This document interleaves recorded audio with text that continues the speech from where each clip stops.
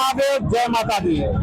आज हम आप पहुंचे हैं छपरा जिले के जलालपुर प्रखंड के अंदर एक टूटानी बाजार नामक जगह है, जहां पे ऑक्टोपस का पंडाल बना हुआ है। आइए हम उस दृश्य को दिखाते हैं, जो कि आपको छपरा जिले के टॉप 10 पंडाल में से एक पंडाल है।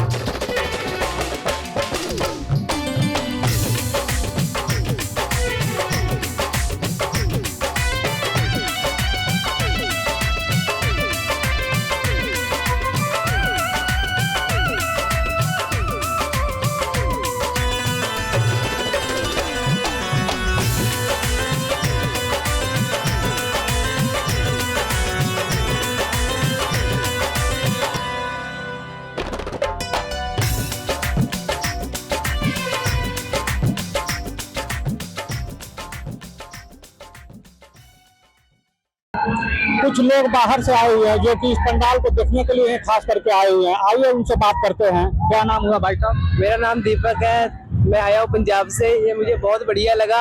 यहाँ पे लोकेशन भी अच्छी है, यहाँ की सजावट भी अच्छी है। बाकी ये फुटानी बाजार में है, तो आप भी आइए और देखिए।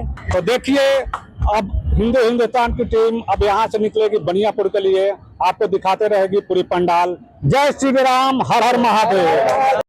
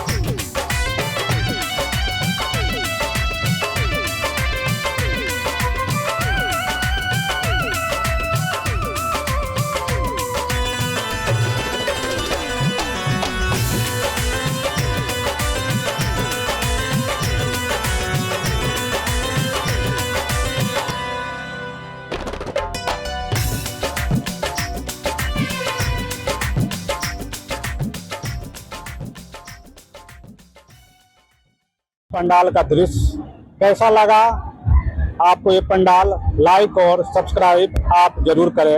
आपको पूरी रात हिंदुस्तान की टीम छपरा जिले की जितने भी टॉप 10 पंडाल है आपको दिखाते रहेंगे। जय श्री राम, जय माता दी, हर हर महादेव।